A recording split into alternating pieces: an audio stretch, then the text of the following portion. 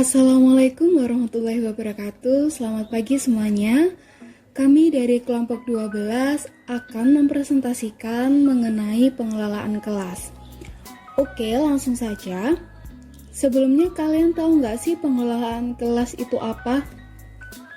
Pengelolaan kelas merupakan suatu keterampilan yang digunakan untuk menciptakan dan memelihara kondisi yang optimal dalam proses pembelajaran, serta keterampilan guru untuk mengembalikan kondisi belajar yang terganggu menjadi kondisi belajar yang optimal.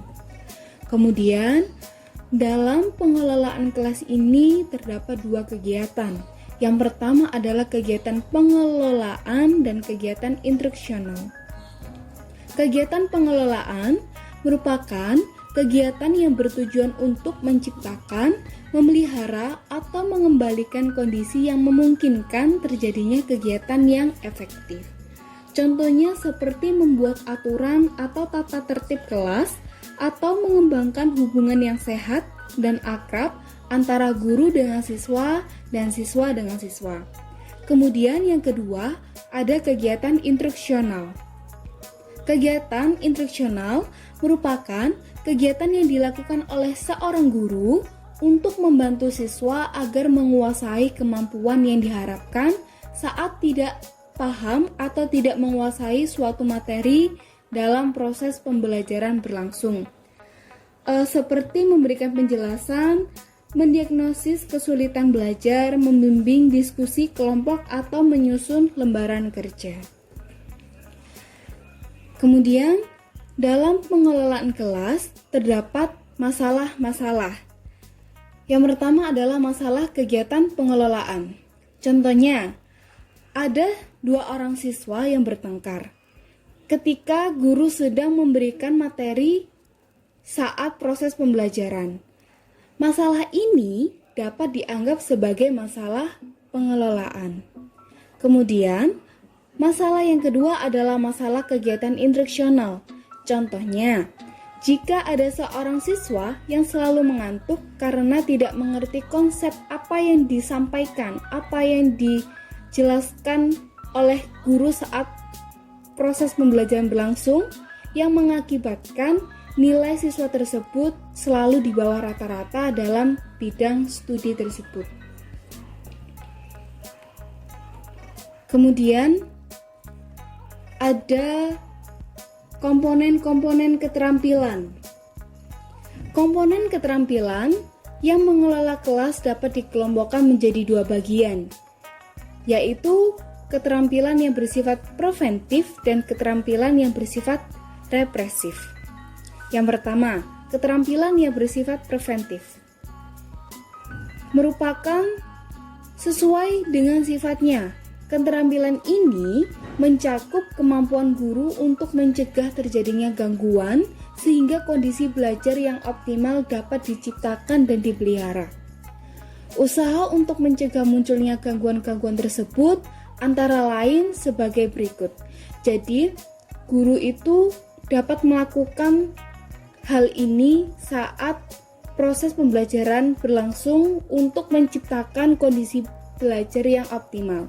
Yang pertama adalah memandang secara seksama. Yang kedua, gerak mendekati siswanya.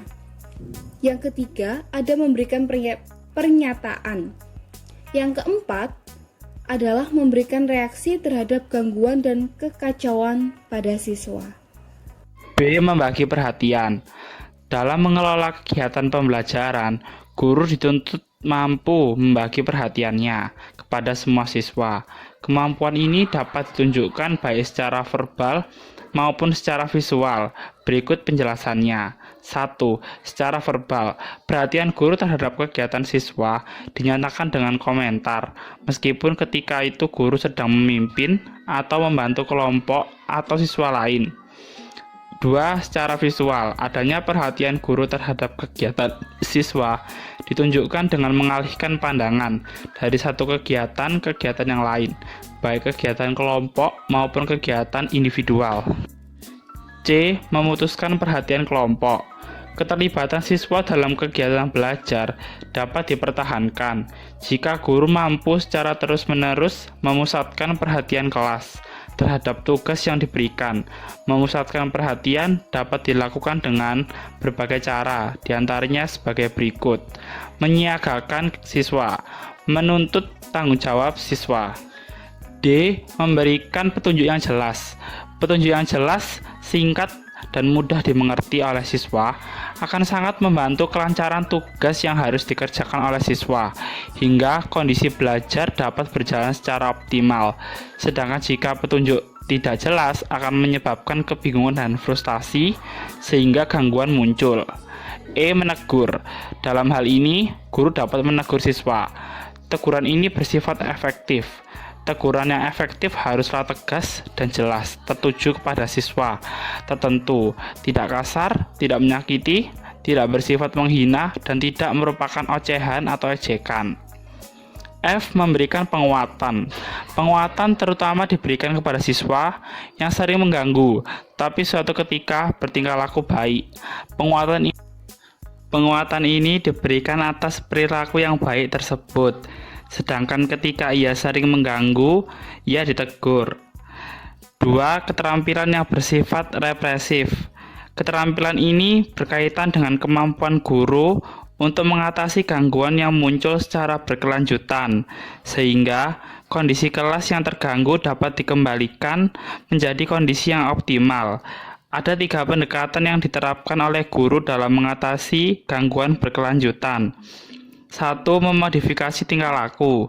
2. Pengelolaan kelompok. 3. Menemukan dan memecahkan tingkah laku yang menimbulkan masalah pendekat.